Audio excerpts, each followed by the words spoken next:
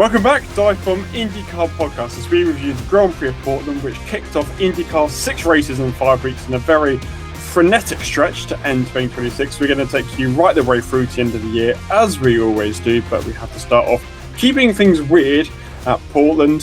Why do people say Portland keeping things weird? I haven't understood any of that all weekend, so why do they say it? Is this the first time you've heard this?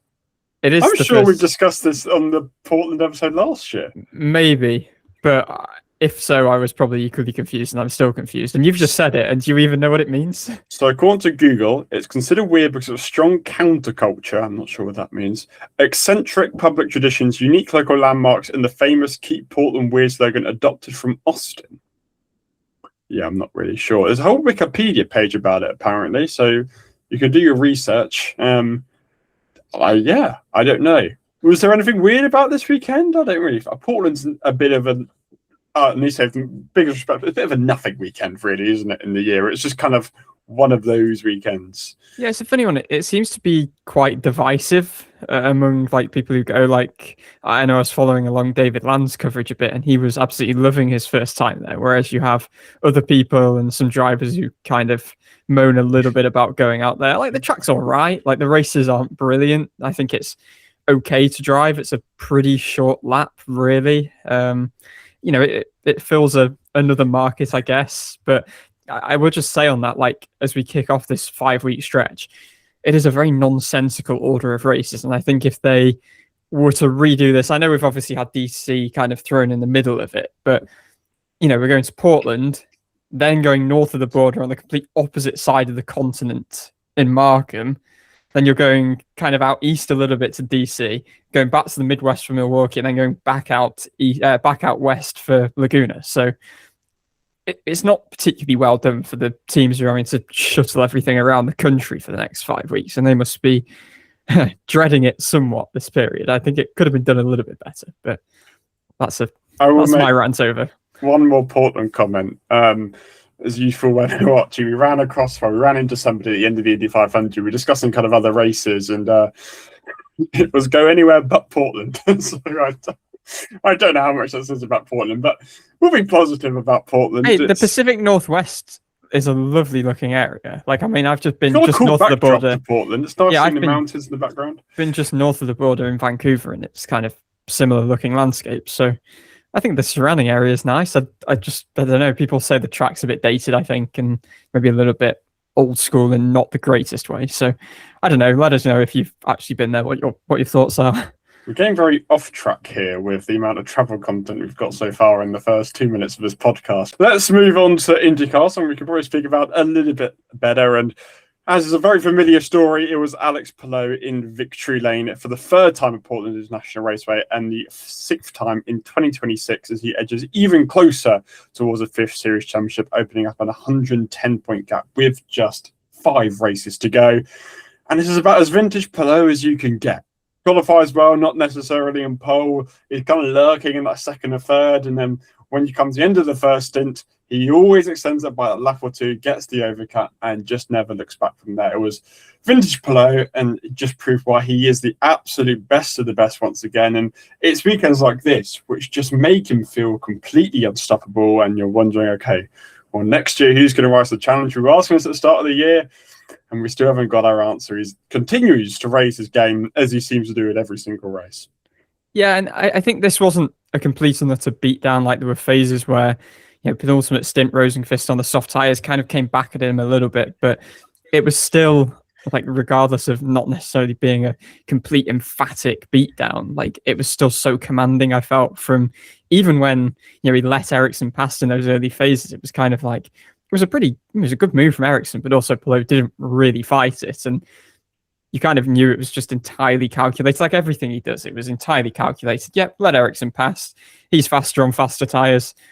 I'll get him back on strategy. And indeed, that's what happened. Ericsson pits, has that about 3-second gap to Rosenqvist, closes that down seamlessly. And as is familiar, it's kind of that case of, controlling the race while not leading it, and patient, punishing, got Rosenqvist on the overcut and never really looked back at any point. It was pretty archetypal, really, something we've become very used to. But I think just to raise actually kind of on the point of being so used to it, I was really interested and kind of impressed, I guess, by comments Palou made after the race in the press conference about the fact that after every win, and you kind of see this in the way that he really emphatically celebrates every win as though it could be his last. And, he was speaking about the fact that the team, they make sure they talk about every single win before they move on to the next thing. And you really got this impression that, okay, while they're clearly very focused on the goals of what is to come, they almost use the success and what is unfolding in the present, this historical run, to kind of fuel the beast, is the way I've kind of put it. And yeah, it's just, I love hearing Palou speak. Like, there's this humility to him, but it's not like it's some sort of facade he's using just to play up to the media. Like, it is genuine. Like, he is a proper team guy and champion in every sense. And incredible stat from Zion Brown of the Indy Star that he is actually, after 13 races this year, 11 points better off in terms of his advantage in the championship than he was last year. And it's not felt quite as dominant, yet here we are. I'm interested to see his points total this time last year. It's 536. He's currently on 510. So that suggests the opposition has taken a slight step back, but theoretically, so has Palou, but not a significant one. We'll get onto it later, but Malukas and Kirkwood, how many times have they flip-flopped for second? We must be on about a 6th or 7th or 8th time of them just alternating for second in the championship. If Palou didn't exist, my word, we would have some awesome championship fight. But yeah, as you say, it's great that Palou really does recognise the success, but he just enjoys it. Like, he embodies his success, and as you say, motivates him even more for the next one. And, as you say, he's not cocky about it. He appreciates what he's doing. And as you say, you never know when it can end. I doubt it's going to end anytime soon with the current form that he's on. And I'm sure Scott Dixon isn't too worried, but I'm sure we'll be looking at his championship count creeping ever closer to him, and Palou's only going to get more and more. And we've just spoken about this type of performance so many times. He is just the master at executing strategy, and it's always those 3 or 4 laps at the end of the stint which just seem to completely change races, and that's where Palou is just so in control. And it feels every single circumstance is not the leader, it's Palou's in second or third who dictates what happens. And Rosenqvist was clinging on for dear life. We saw it on his onboard. He was really struggling and he was losing a lot of time. Palou would have probably passed him at some point soon anyway. But then Palou can still go a couple of laps longer and show a really good pace. And it's that patience which really impresses me at the start of races. When Ericsson goes, it's not a big deal. As you mentioned, you can't let him go. But you still feel like Palou is going to come out on top somehow. And that's the thing. He's ominous. He's ever present. He's going to find a way. And him and the combination of 10 teams you say so often is just such an unstoppable force, because so rarely did the team get it wrong in strategy, and so rarely does Palou make any errors.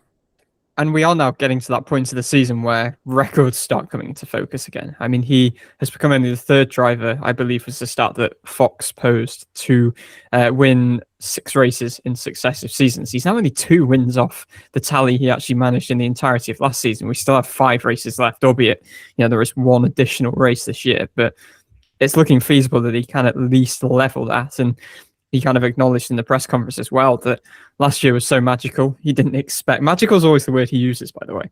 He didn't expect to get anywhere close to it, but here we are. And I think he's kind of got it in sight that it could become a year that's almost on a par if he can end it strong. We know how good Ganassi are on new tracks, new challenges. They tend to really, really embrace those. So coming up, Markham and DC, Palou has obviously been the guy on street horses, taking that to Andretti this year. So pretty ominous. Laguna Seca as well, where he is just formidable. He is hurtling towards becoming only the 2nd driver to 4-peat and only the 3rd ever 5-time champion as well. Maybe the one slight caveat is the only other new street course this year was won by an Andretti. So that's a really good shout. Let's not give up hope. Milwaukee, short over, a bit of an unknown, but he probably should have won that race last year. And he could sit out that weekend anyway and still have the points lead. So at this moment in time, as long as he performs in the other rounds, like that round, though, that doubleheader could genuinely be a write-off. He could have a shocker and he'd still probably be in the points. Laguna's probably a bit of a stamp in already. So how many wins do you think ends the season on? So we're on 6 at the moment. I think he ends it on 8 again. I think he'll win Laguna. He'll win one of the next 2. He probably won't win a Milwaukee, but he'll probably wrap the championship up that weekend. Fine. What is interesting, he's only got one non-victorious podium this year. Last year he had That's the difference. 5. That's I think why this year has felt slightly different. Like I think he was only off the podium, was it 4 times last year? I think he had 13 Correct. podiums in 17 Yes. races. So I think that's where this season's felt that little bit less, not dominant. Because you can it's only still get been 12 dominant, at but- this point, even with the extra race. Yeah, So yeah, exactly. So that's been the slight difference. But in terms of like the victory side, like he's coming close to being on a par with that again.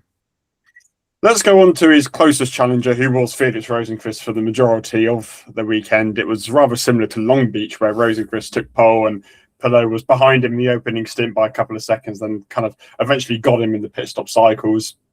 And for the second or third time this year, we've seen Meyer Shank racing, and particularly Rosenqvist roll off really strongly at a track. Portland is a track that he goes really well at, generally, as you hear from him in a minute, but was fastest in all segments of qualifying. He obviously qualified on pole, given that, beating out Palou in qualifying, which is a very, very rare accomplishment. Very, very tight in qualifying, when the gaps are extremely close being such a short track. And yeah, I thought he managed the start of the race really well, nailed the start, and kind of built that gap to Palou. But as we said, we all felt that eventually that was going to be closed down.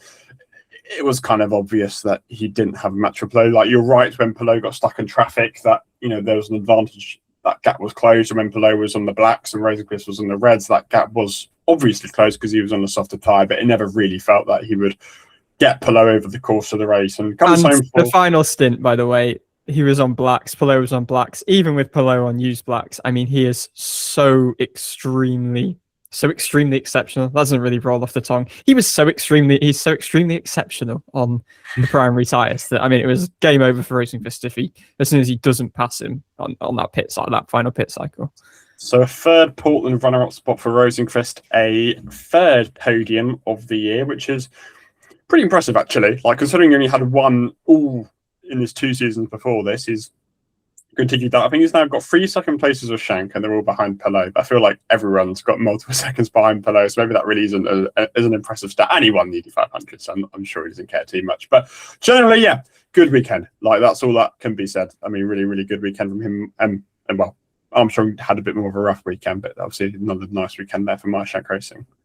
Yeah, Armstrong, by the way, a 3rd engine failure in 4 races, which is, I mean, his luck has been absolutely shocking. He's 15th. I saw that earlier. I absolutely couldn't believe that. I mean, some of the standings right now are like Simpson, I think, is a position behind Dixon, or he's only like 15 points behind Dixon.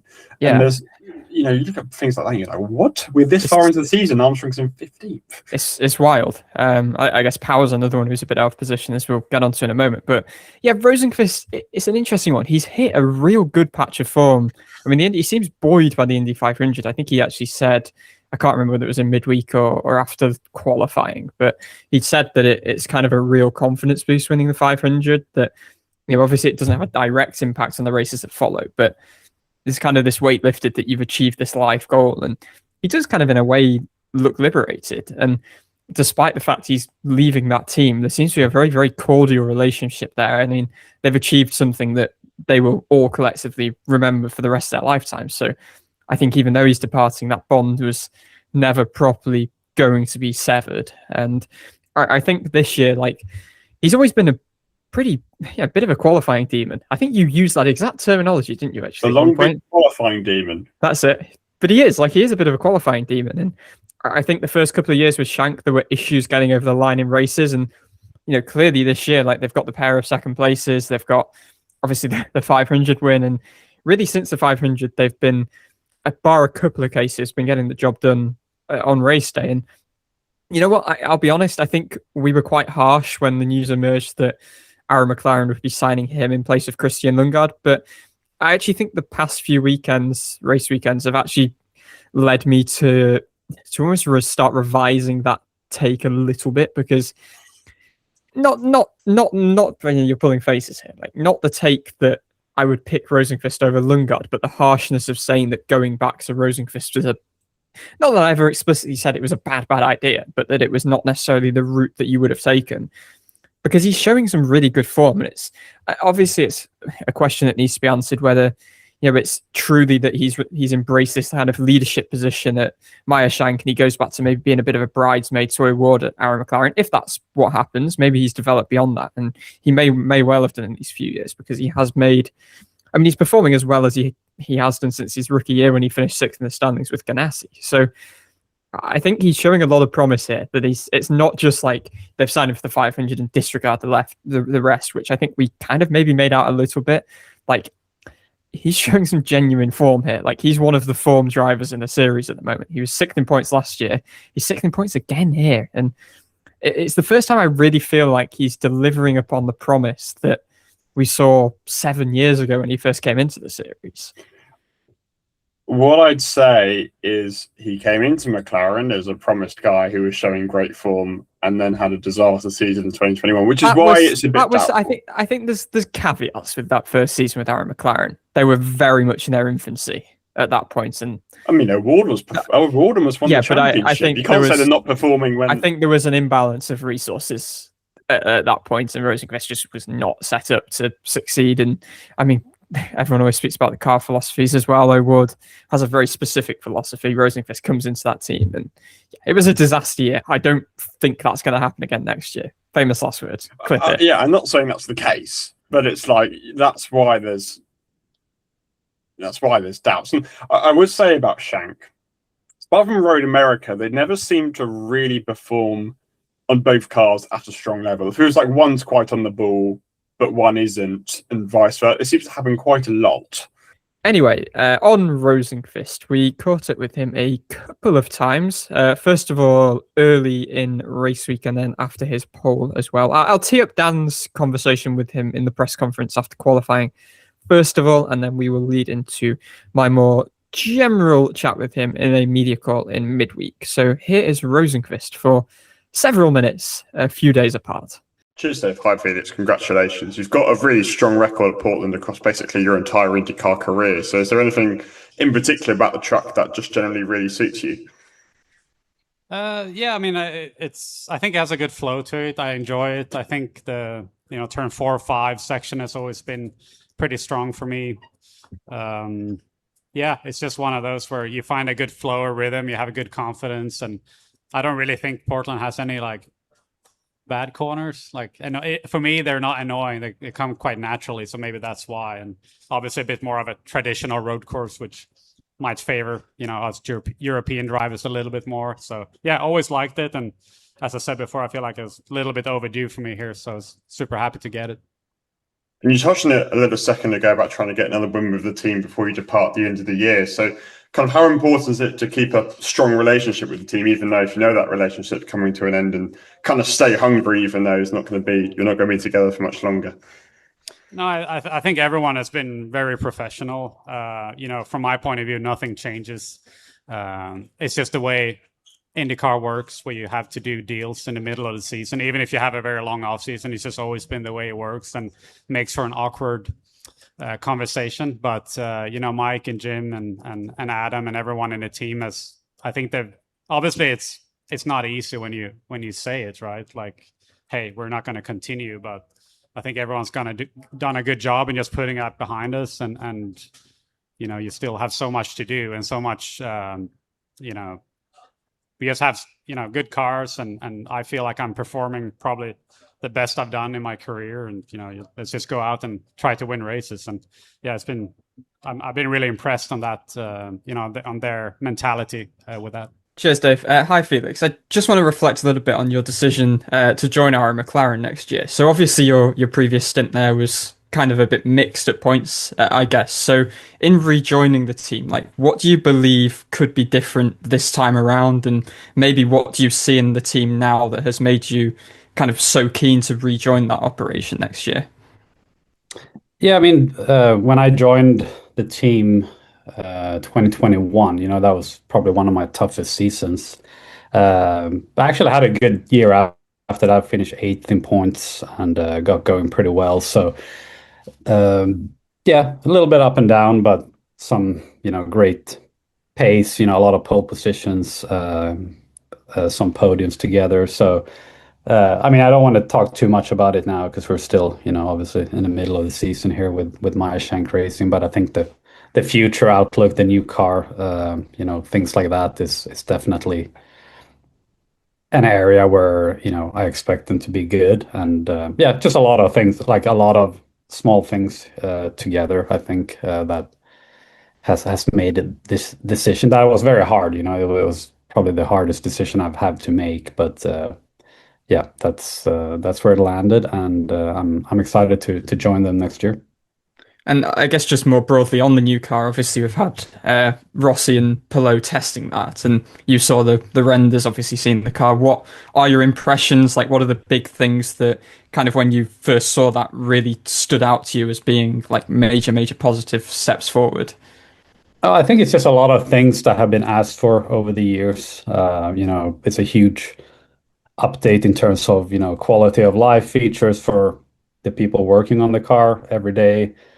For the drivers that are going to drive them, in terms of safety, cooling, seating position, if power steering becomes a thing or not. There's just a lot of, I think a lot of things that over the years have just become kind of limiting for us has improved a lot, and Dallara and IndyCar has listened. And then you have the whole fact, behind the design, which designs are always controversial. I personally think it looks great. It looks aggressive. I've seen it in real life, and it really looks cool.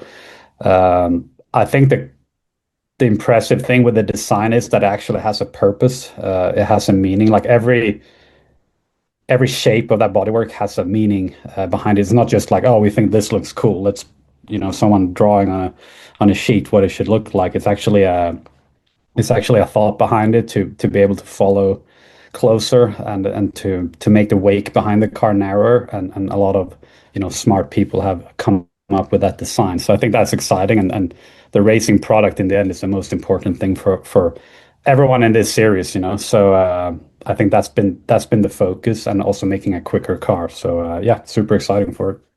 But it wasn't all easy for Rosenqvist to run to second in the end. There obviously was a bit of pressure late on from Will Power as he hunted him down in the final stint, but was unable to get him despite being on the softer tyre. Obviously, Portland has been a really good track to Power over the last couple of seasons. He's taken 3 victories at circuit since it returned to the calendar, including the last 2 race victories at Portland.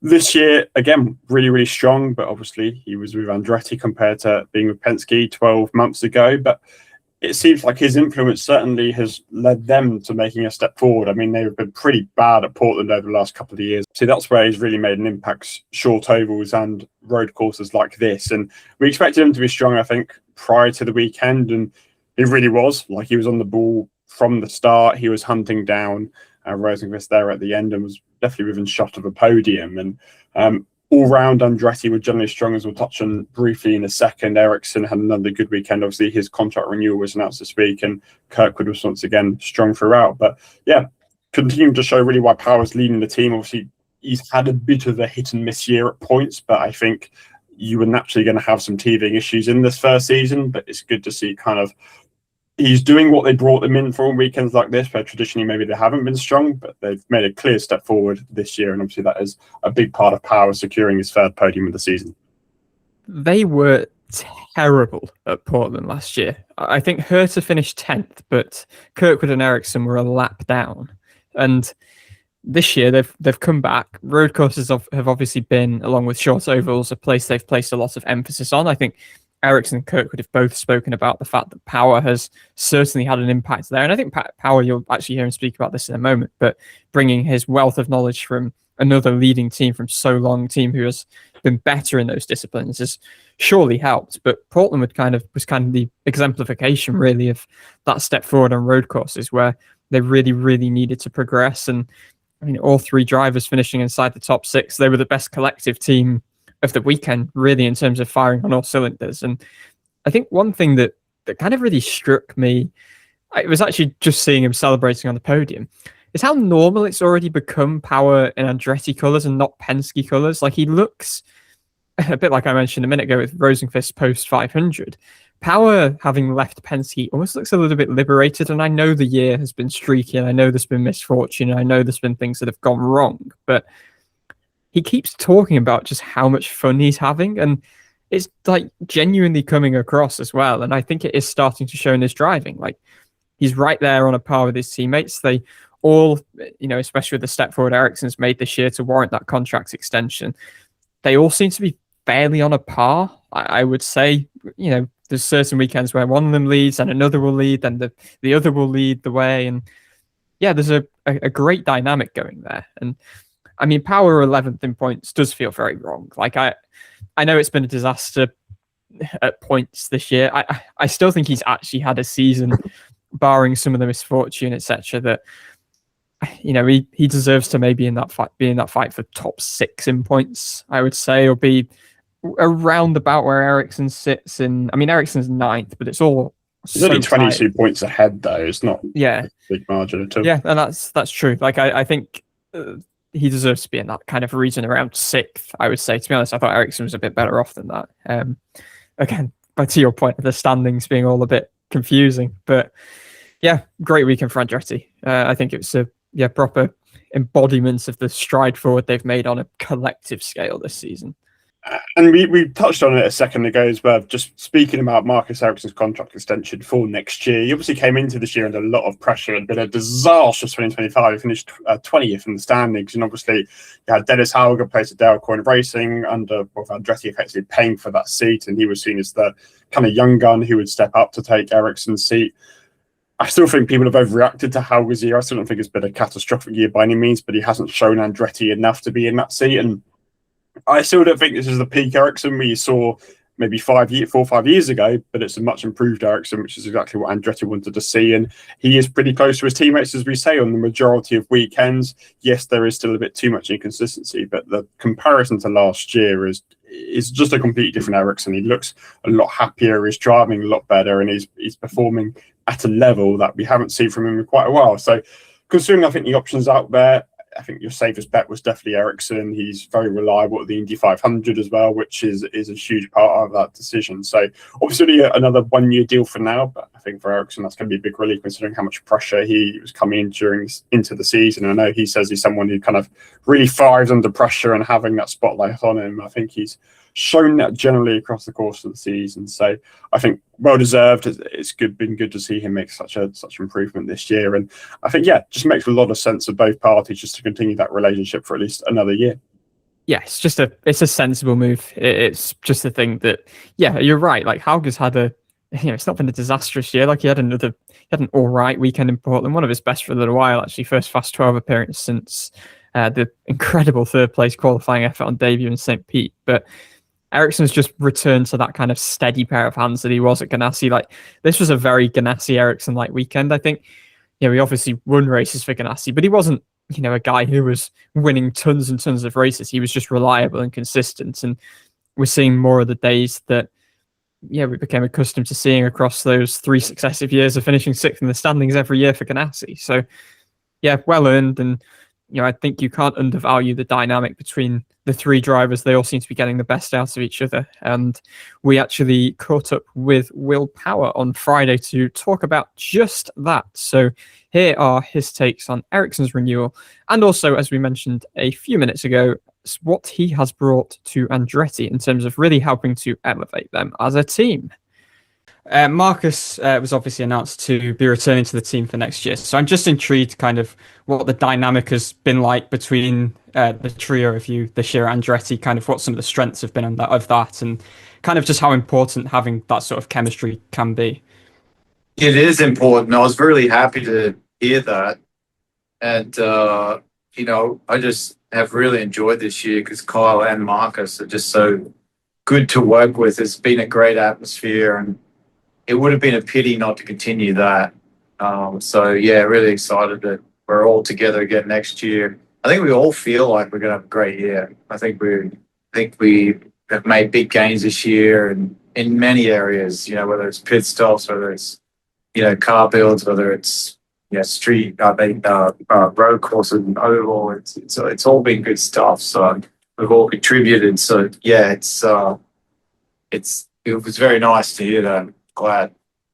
And just in terms of some of those gains, I guess specifically on road courses, like what do you feel you have been able to bring to the team knowledge-wise that maybe you had from the past that the team had possibly lacked? Are there any things that you feel like you've really kind of brought to them? But yeah, I mean, I've been spent so many years in these cars. I kind of have a pretty good idea of where you need to be, and philosophies. But it's such a competitive environment now that it's got to be very specific for every track. So we've certainly made some big changes oval wise and road course wise from where they were running last year, and it's all been good. But it's just good to have someone from the outside that has been around another team for a long time, and then we combined our ideas together and come up with really good stuff. So it's a great team. It really is, really good people, and a great working atmosphere. Actually, I find it to be very fun at the engineering office. And I guess we spoke about Power's charge to third at the end. As you obviously all saw, there was kind of a slight window where it felt like if he pitted, he might be able to jump Rosenqvist and chase down Palou in those final stints. There was obviously a bit of a communication error of him and his engineer. I think his engineer was speaking to him as he was pressing the button, hence they basically cancelled each other out and couldn't hear each other. And then usually Power's engineer repeats him to come into the box, but he didn't hear that for whatever reason, so he ended up not pitting.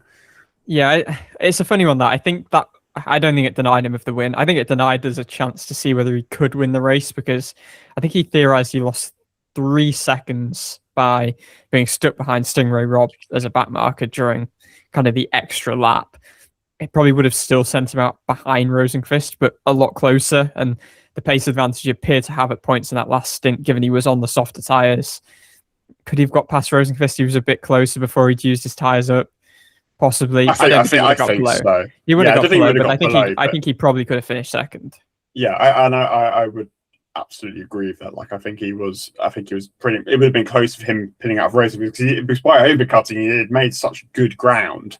And then that lost him some time. And as you say, I think he probably would have got racing because I think Palou was too far ahead. He chewed up his tyres pretty quickly by that point. But obviously, kind of what really lost him the time there was when he was battling with Stingray Rob and trying to get through traffic. And we saw it through other cases with Palou, lost a lot of time behind back markers. Rosenqvist lost a lot of time behind back markers. And this is something which happens quite a lot at Portland. Like, speaking to you about this, Archie, I asked a question to Power about blue flags this time last year because of a similar incident going on. And being such a short track and still having 24, 25 cars on track, naturally you're going to catch up to people quite quickly compared to someone like Road America or Arlington, where the lap length is a lot longer. And ultimately, is it fair for drivers to lose so much time behind back markers? Obviously, in Formula One and other top level racing series, we see a blue flag rule implemented so that lap cars aren't interfering in a race. But as we know, in IndyCar, these lap cars have the right to defend the position if they are still in the lead lap. And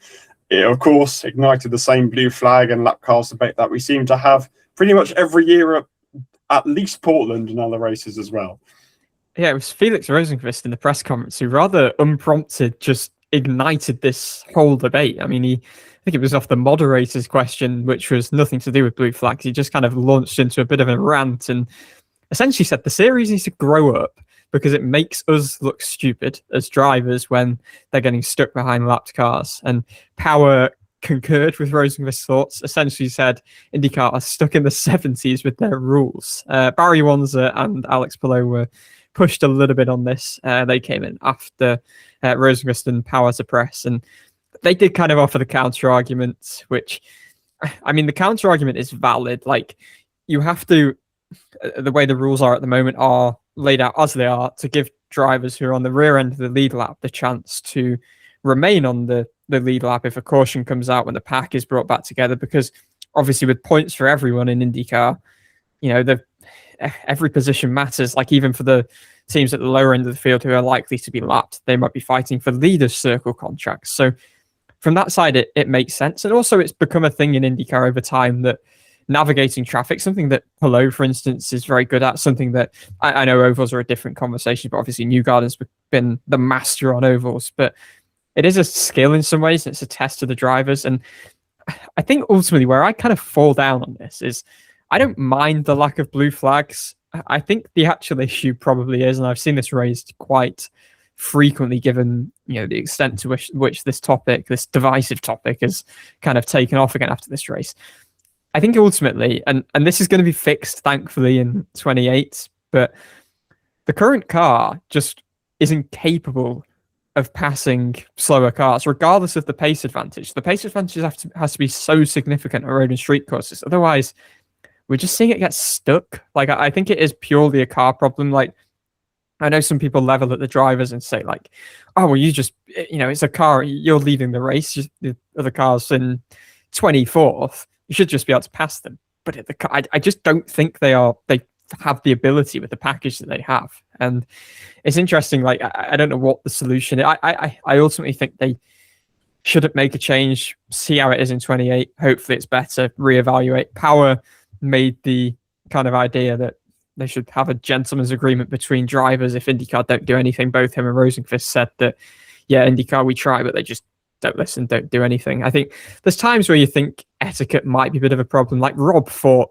Power awfully hard. And I don't think it's a case of like, okay, as soon as a car's a lap down to the leader, you give a blue flag, because that's not fair on the leader who's had to navigate the traffic already. But I think there also needs to be a bit of common sense for drivers who Rahal, are already a lap down. Showed a lot of common sense. Yeah, exactly. He got out the way of Palou and the same to Rosenqvist, whilst Power was on his inside going to the chicane, but he still thought it'd be a good idea to fight it, even though he would have gained his lap back when Power pitted in about 2 quarters time. So exactly. Where do you come down? Would you like to see a change? Or are you happy with where the rules are?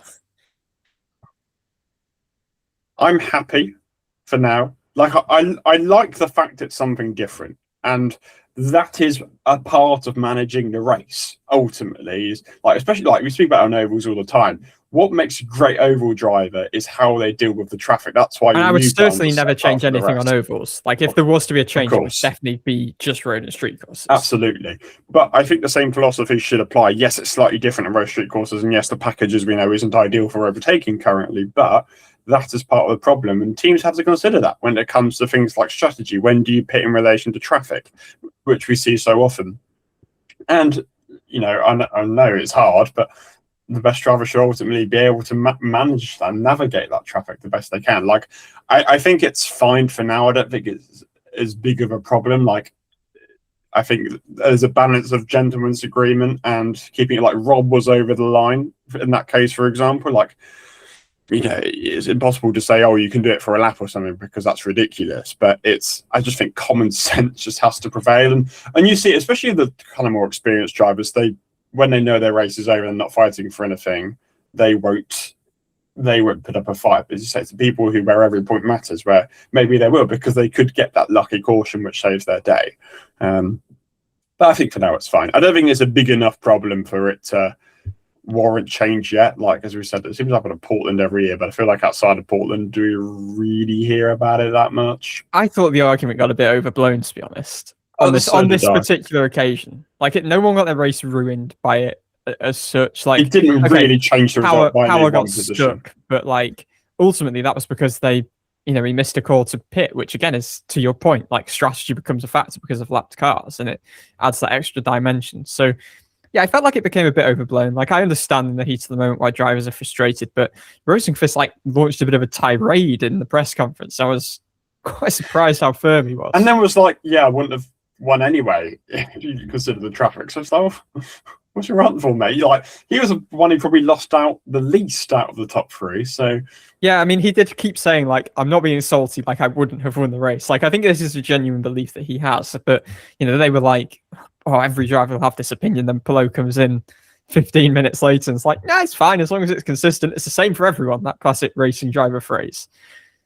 Okay, so let's go over our running order. Palou, Rosenqvist, and Power was your podium. And as has become kind of familiar in recent races, we've had Rinus VeeKay appear in 4th once again. Obviously, it's worth noting that both Ganassi and Juncos tested at Portland basically a week before the race, which obviously helps. But ultimately, Rinus VeeKay still did an incredibly good job to appear in that 4th place position once again.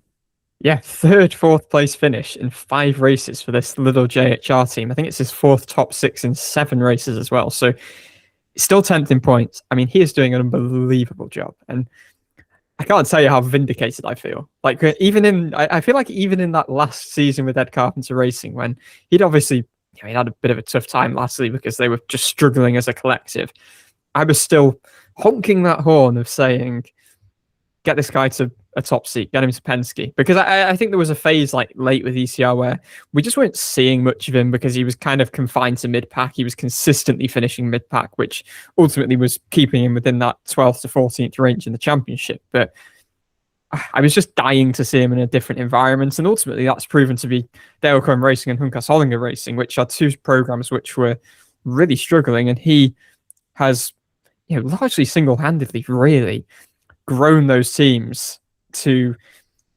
unparalleled heights. This is the first time for, not necessarily for Coyne, who it was more getting them back to their heyday, and look how they're struggling without him. But for JHR, it truly is getting them to new heights. They've never had more than 2 top 5 results in a single season. I think it feels to me like a podium's a matter of time, but he's delivering and maximizing on basically every type of track. And what appeared to be a foregone conclusion in terms of the debate from, I guess, just our external perspective in terms of who should take the Ganassi seat, and it seemed wholly we were thinking, Lundgaard just swaps with Dixon. But I bloody want to see VK in that seat. I'm so intrigued, like what he is doing for these, essentially the 2 smallest teams in IndyCar. He's been a revelation. So I would be so excited to see him being thrown into a top environment, because personally, I think he has the mentality and the ability to succeed. He's clearly a team guy. Look what he's done these past 2 years. I think he would just be the perfect fit. Continuing with Carl Kirkwood in 5th and Ericsson 6th in a pretty sure Andretti weekend, as we mentioned. Then he was followed by the Penske duo of Scott McLaughlin, Joseph Newgarden, and Penske's rounded out with David Malukas down in 12th. It was a pretty quiet weekend for Team Penske, all things considered. McLaughlin, I feel like we've spoken about this a lot this season. He just seems to have a lot of meh weekends. Like a lot of kind of fringe of the top 10, but you don't really see him. He's just there. Newgarden has gained more control of his left foot, so he can brake in the majority of corners, apart from the very heavy braking on turn 1. But again, like we've seen them more from Newgarden, it's fringes of the top 10, which we weren't seeing last season. So I guess it's this is kind of better. This is better than what we've seen the last couple of years in some ways. Like broken leg Newgarden has been like a bit of consistency. Yeah, which is really weird. Malukas, this was probably his weakest weekend, barring Detroit, in Team Penske colours so far. But he was still their only guy to transfer in qualifying to the Fast 12. He did have an engine penalty because he had to replace it twice during the national weekend. So that hampered him a little bit. He also got a penalty for blocking quite early on. But generally, it was a pretty quiet weekend. Yes, I know you said he transferred, but this was the most quiet weekend I feel like he's had at Penske. And I don't hold that against him, considering I think we were expecting these type of weekends, not on a regular basis, but it wasn't at the start of the year. Expectations were he's going to have some quiet weekends like this in that first season.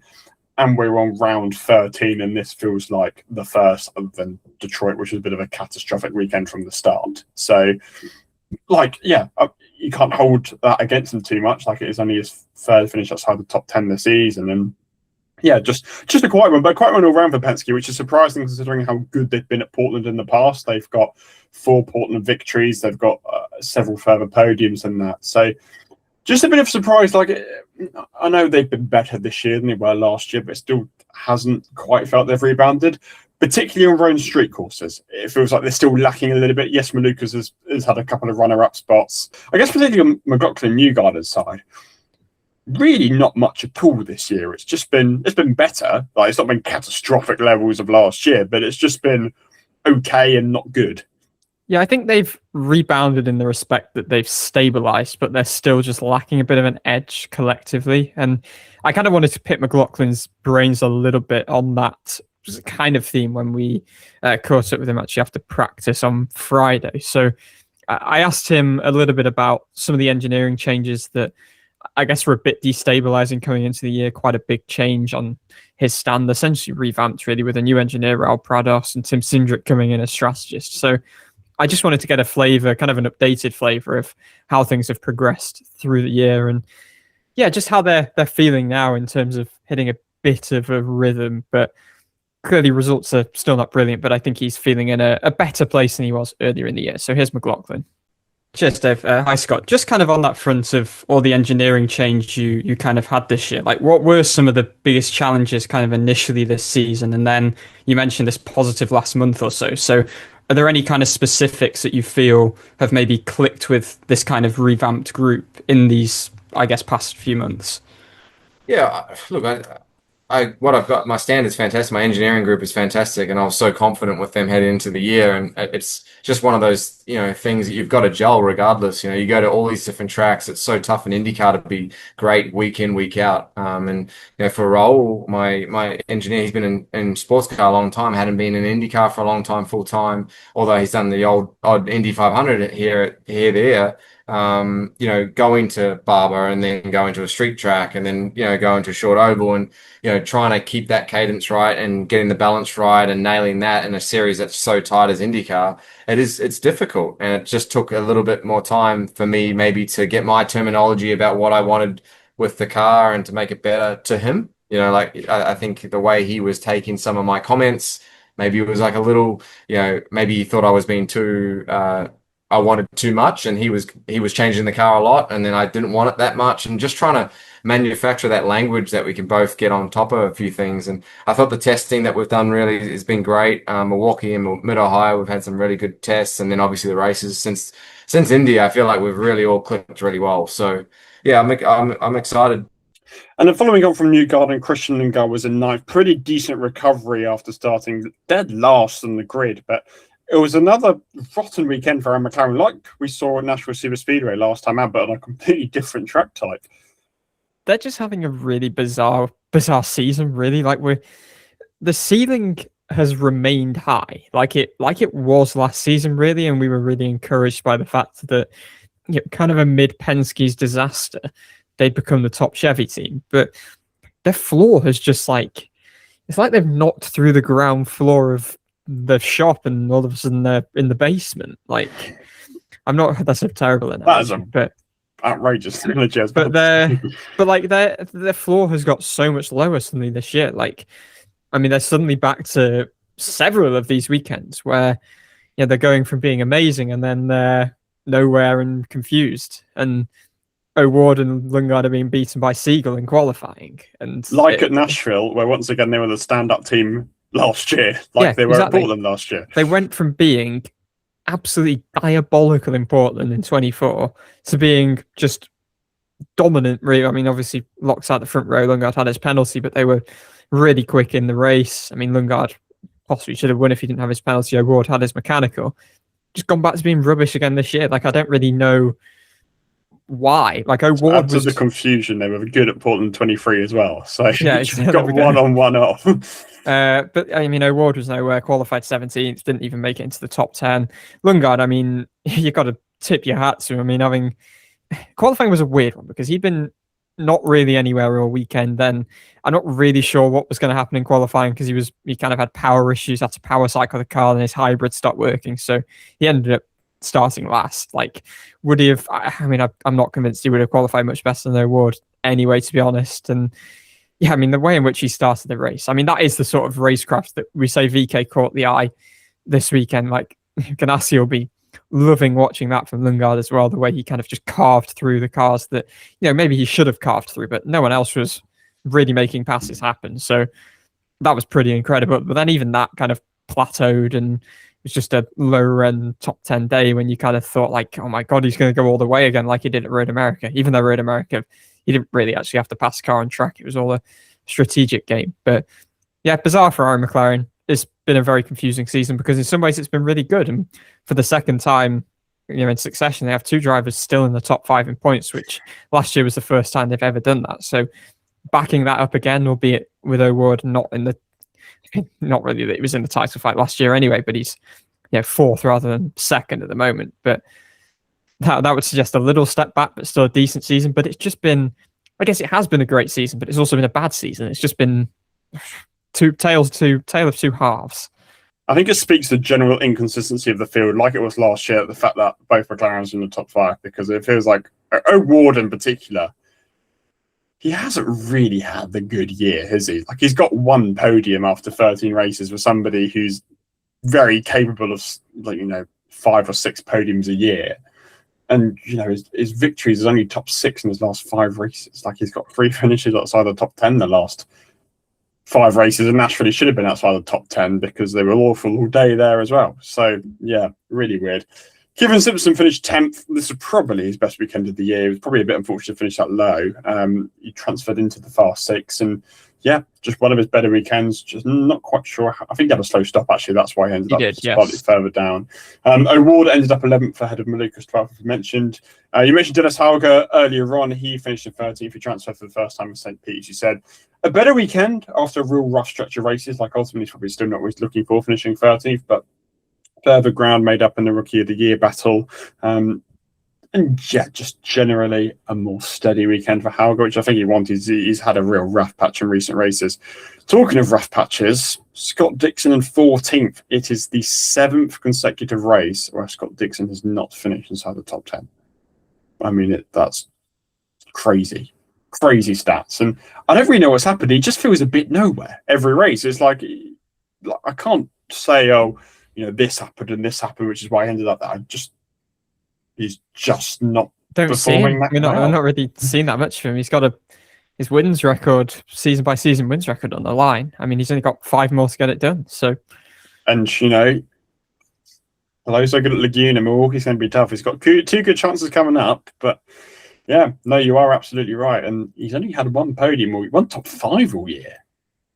I think it's interesting. Like, actually going back to something we spoke to Louis Foster about last week, that the way that IndyCar have kind of altered the lap counts for some races, fuel save races have kind of just been completely negated. And that was obviously Dixon's big strength. And when you see swings in strategy, it's coming from cautions falling at an opportune time. It's not coming because guys go aggressive on their strategy by going not aggressive on track, by going slow and fuel saving. And yeah, I don't really know why they introduced that. No, because it was giving more dynamic, dynamic. It would be, they said it'd be faster races, more strategy options, but then obviously, like Dixon, it's clear at this stage in his career he's not the fastest guy, but he still has as good a brain as anyone. But he's not being able to utilize that because they're just completely negating like the presence of fuel save races. They just aren't a thing.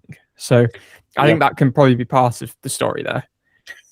He was ahead of Louis Foster. As you mentioned, Archie, we did catch up from last week during those couple of off weeks. I would 100% recommend you listen to that episode. Very honest. If you haven't already. Very honest, very good insight into what's going on at RLL and into more kind of his future, his expectations for 2027 once they downsize.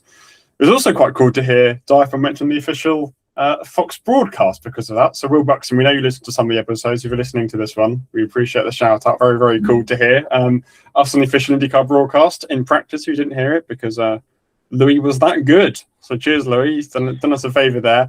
I thought it was actually a pretty good weekend for Louis. Like, he's needing good weekends, and it felt like this was the most competitive he's been in a while. He just missed out on transferring to the Fast 12, and he was kind of running in like fringes of the top 10. I don't quite know how he ended up in 15th because it feels like he was like 11th or 12th with a couple of laps to go. He was in the wars quite a bit, but I thought he was better than 15th, so I don't really know. Yeah, ultimately, he's finished only 1 position ahead of Mick Schumacher, who was extremely slow all weekend, let's be frank. I mean, he started 22nd, but he was essentially the slowest guy through much of the weekend. So, good race day for Schumacher, you've got to say. Road Street finish this year. Yeah, I mean, 16th is still not incredible, but it's progress. And I think Foster will probably be disappointed that he's kind of fallen back into the clutches of Schumacher there. Grosjean finished 17th. Again, I don't know how he ended up there because he qualified really well. Qualified in 10th. They had a issue where they had ran out of rims in qualifying, which was a bit of a bizarre one. Grosjean took it very well, to be fair to him. I mentioned to you, Archie, it gave me a flashback to Portland. That's been 23, where he just absolutely exploded at his engineer after qualifying because they had some sort of issue. Much more mature this time. He gave a very mature interview to Fox, which is good to see. I think he had a bad start. to the race. I saw him tumble a little bit at the start, but again, it's a good weekend for Dale Coyne. And I mean, part of the issue with Grosjean's wheels not being mounted is the fact that they just thought, they were literally like bottom 3 in both practice sessions. They did not expect to suddenly be making the fast 12, but something clicked there. So good effort from them, I guess, but didn't quite convert in the race. But it was still progress because it's been a pretty crappy year for them generally. Yeah. Seagull was 18th with Alexander Rossi in 19th. Yet another rotten weekend for ECR. I mean, Rasmussen once again had another mechanical failure, number 1 million for this year. Rasmussen is dangerously close to not making the leader circle where he currently stands, and Rossi is just 16th in points. They've had 6 top 10 finishes between them this season. It's like, do you think year 2 the investment, like year 1 shows so much promise, year 2 you make that step up? They've been one of the worst performing teams this year. This is like a regression. I know obviously they've had a heck of a lot of bad luck and a lot of mechanicals and probably are a little bit out of place, but they haven't really been massively competitive on a regular basis. It still feels like they're very much in a, okay, when we have a bad weekend, at least we're learning something, but you're going to have to climb out of that at some point. And this is no better than like the VK daily days. It just isn't. No. Rough weekend for AJ Foot Racing too.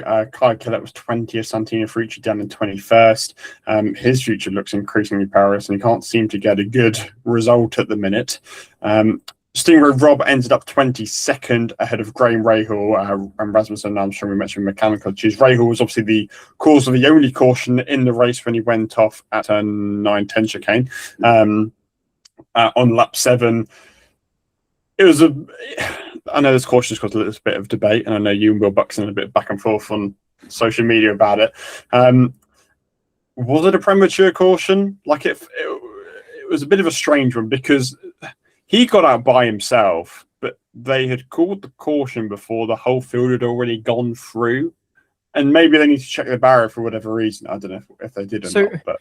To be fair, this is where I wasn't clear because for some reason we never saw a replay of this. I didn't know whether the whole field had anything else, by the way. Yeah, we didn't mention Ericsson's excursion at turn 1 when he was running. Still don't know what happened for the podium. Still don't know what happened the day afterwards. But I would say, like, I that was a bit I didn't know and remember. I didn't know whether the whole field had gone through or not. So, knowing that the whole field hadn't gone through, I'm more inclined to say it was the right decision to throw the caution. I think my immediate reaction was. He got rolling immediately, or near enough immediately. Basically, as the yellow fell, he got himself rolling. He was very far off track. I do agree, to be fair, with the point made that if he could go off there, anyone could go off there and hit him. But yeah, but you can say that about any car that goes off track. Yeah, I know what you mean. But like, I mean, by the time he hit the wall, I mean, most of the field must have been through anyway. Like, I think even if not this case, there are still cases where, I mean, we've spoken a lot about this since they kind of revamped the precedents a little bit. But yeah, I think they can be patient and not disrupt the rhythm of races. Like, yeah, I don't know. I think cars are just getting raw. Like, the purpose of the hybrid coming in was like, oh, they can all restart. We can avoid cautions. We're not giving them chances to restart. So, and I guess that's fine. Like, if that's the rule they want to do, it's, going on the side of safety, fine. And to be fair, on this occasion, and I didn't consider this at the time and kind of considered it afterwards. You probably had to put the barrier back, actually. Rahal had dislodged the barrier a bit. You probably had to fix that. That had to be done under caution. So the caution was fine. But I think it's just that more general point that you probably can afford a bit more patience just to see the a couple of caution was seconds. Only 2 laps long. Yeah. It's a very short caution. But I think there's times where, and maybe it wasn't on this occasion, but if the whole field has gone through, there's a car off, you can give them time to see if they can get rolling. Okay, top 3 drivers of the weekend. This is very easy for me. It's Palou, Rosenqvist, VK. Oh, that's exactly what I was going to go for. I thought you were going to mull over that, but no, that's exactly what I mean, the only other one you could put in there maybe is Power or at a stretch Ericsson. But it would be Power would be my 4th guy, but that's, I can't justify putting VK1 this weekend as good as he was because the other 2 were so good. But okay, unsung hero, I feel like as well, maybe just get a little bit more difficult. I've had one in mind for a while, ever since a certain part of the race, actually. Kiffin Simpson for me. I thought this was and I purposely didn't really touch on him as you were going through the order because I wanted to make this point here. I think this was his best weekend in IndyCar full stop. Like, he was competitive through practice. Like, you sometimes see teams test and it doesn't translate. Ganassi tested, and okay, you maybe expect Simpson to be quick and the whole lineup to be quick, but he was, he had the edge on Dixon all weekend, and that's been kind of common at points this season. Like, he wouldn't be that close in points if that wasn't true. And I think it's just the best that Simpson's ever put a weekend together. He converted that pace that he showed in qualifying to make the Fast Six. I don't think he had a set of... It was Simpson who didn't have a set of fresh reds, wasn't it, for the Fast Six, but still made it there. He was in that position, and to be honest, probably should have finished around the 7th region if it wasn't for that slightly slower stop. But if he didn't have that slow stop, we wouldn't have seen... Well, to be fair, I was going to say the best bit of racecraft we've seen from him. Maybe it was second to his battle with McLaughlin in Nashville last year, but he put a brilliant outside move on Lundgaard, like several corners on the outside. They made a bit of contact, but he kept kind of bold, gutsy, kept in there, and ultimately it was a clean elbows out move. I thought it was brilliant, and that's the sort of thing we haven't always seen from him, holding his own like that. I just thought all around best weekend we've seen from him. I would say the very strong one at Mid-Ohio last year, I remember, would be the other weekend I would put up there as a good Simpson weekend. But no, I was going to go with him, and this makes it a bit more difficult because I don't think any of the other top 10 are particularly unsung. They're kind of your usual suspects. Well, bar VK, but we've mentioned him already, and he's not really unsung at this point. So I am going to go... You like my rogue ones. I go Dennis Hauger. Okay, all right. That's the second guy I was looking at out of the rest. I think the reason being is Collette has had a lot of weekends like that, where he's might have qualified in the fast 12, maybe not get a top 10, but it's been just outside the top 10. It's all been, Collette is one of the favourites for one of the top drives next year. He's showing so much as a rookie, whilst Hauger hasn't really got that same treatment. And I feel like he hasn't this weekend in what has been a better weekend. And Collette has had a rough stretch of races. Hauger too, but this was a nice rebound after a rough stretch of races. So, 13th isn't anything to shout home about, but I feel like, I don't know, yeah, we said this a few times, I just feel like he's not getting the same treatment as the other rookies are in regards to just how people speak about his performance. It's like his performance, he's still the best rookie of the year, and I think he's still ahead of Grosjean on the standings. So what is the big problem? Like after Nashville, Schumacher has his first top 10, great run. All of a sudden, that's bumped Hauger down to the bottom of everyone's estimation just because Schumacher had one good run on an oval. And it's been pretty awful on the other races this year. I don't understand the narrative there. So yeah, I like that you are spotlighting him, because it just, and we said this last episode, has not been the year that people have made it out to be.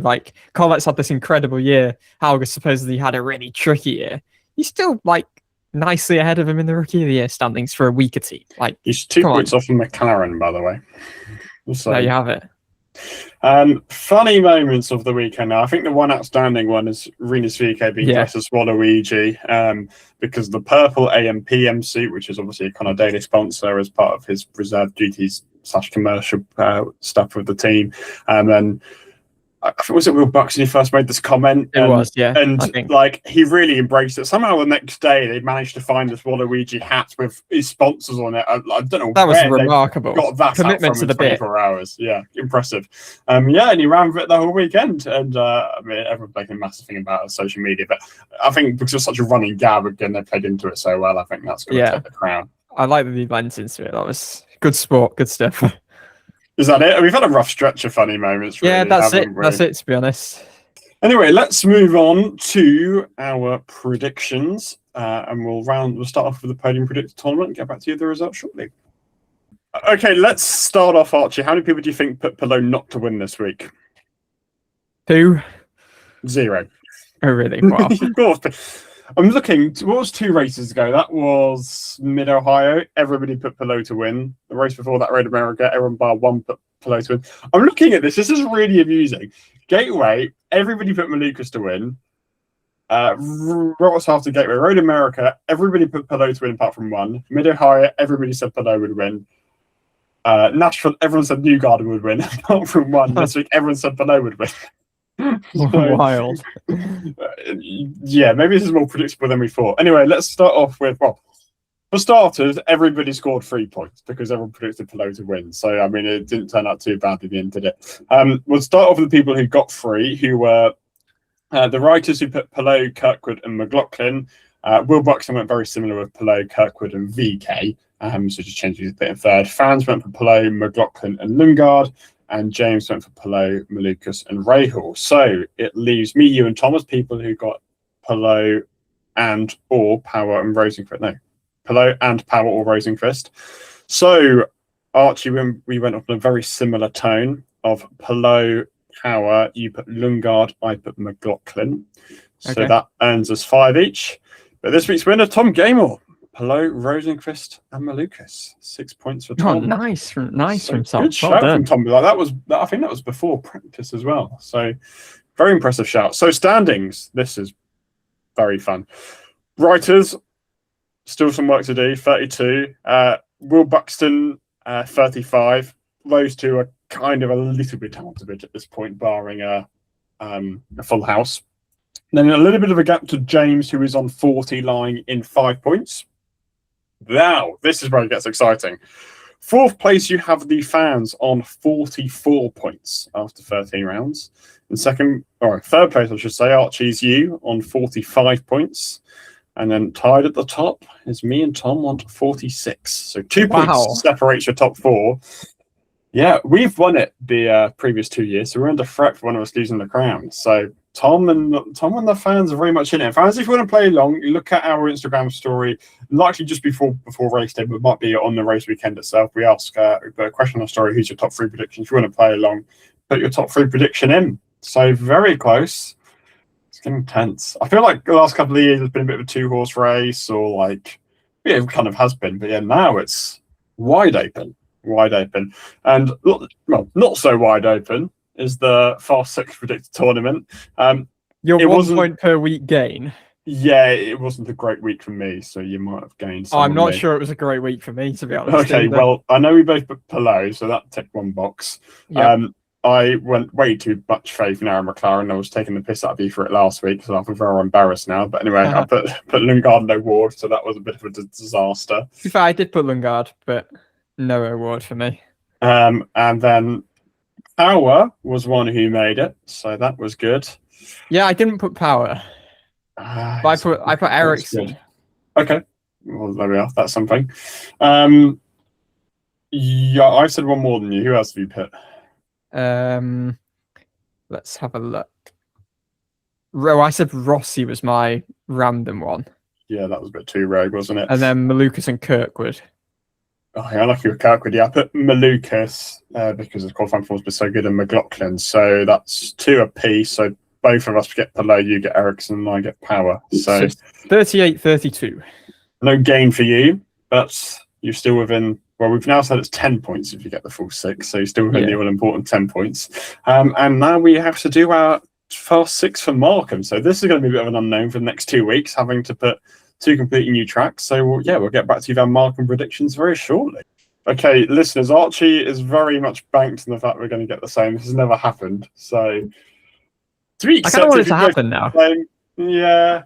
I feel like for the sake of making it interesting, we might have to change one driver each to whatever happens. Boot one out. Because otherwise, it's just a pointless week. There's no interest if we both do exactly the same thing. Maybe we just boot Palou out if we are actually all the same. Well, I take it we both have Palou for starters. Yes, of course we do.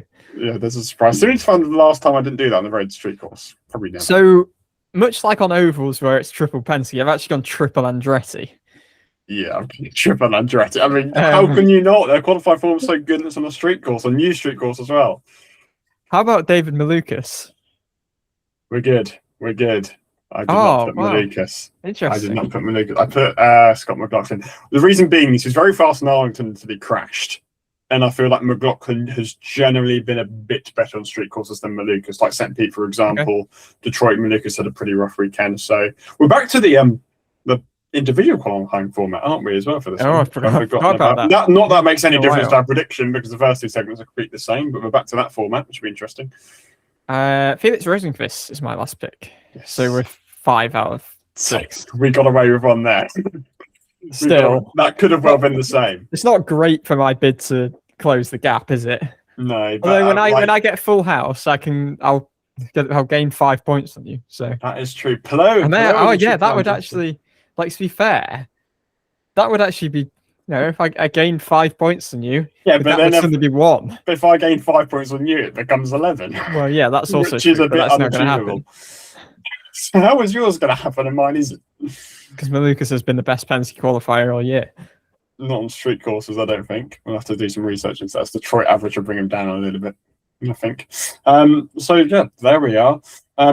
We can't really preview Markham because goodness knows what's going to happen. But I think it'll be pretty fun. There's a cool roundabouty hairpin. Yes, and the bump afterwards, which Louis It looks pretty fast. It looks pretty fast. Yeah. I hate seeing the sim videos because all the corners look the same on the sim videos until you get sponsorship and stuff. I know what you mean. Yeah, the roundabout is the best overtaking zone. Apparently, they didn't want it, and they had to extend it to reach the roundabout, which is why it's like that. It's a very funky corner, one of the most interesting on the calendar. So, yeah, we will just have to wait and see. Apparently, Markham's quite a nice area of Canada, maybe the world. So, yeah, we'll see what people think of it next week. But yeah, as we said, it's going to be a very busy stretch for us. We're obviously going to take you right the way to Laguna Seca until the championship is decided. It's not going to be decided in Laguna Seca. It's going to be decided in probably Milwaukee, realistically, isn't it? Yeah, you would think so. But as always, we will have Indy Next debrief coming out this week. They aren't going to Markham, Washington, so we'll have a little break there. We should be catching up with Carson F at some point soon in the next couple of weeks as well. We might have some more interviews lined up. So it's going to be chaotic. But as always, stay tuned, and I'm sure Markham's going to be a very fun one. But for this time, thanks very much for watching, thanks very much for listening, and we'll see you next time.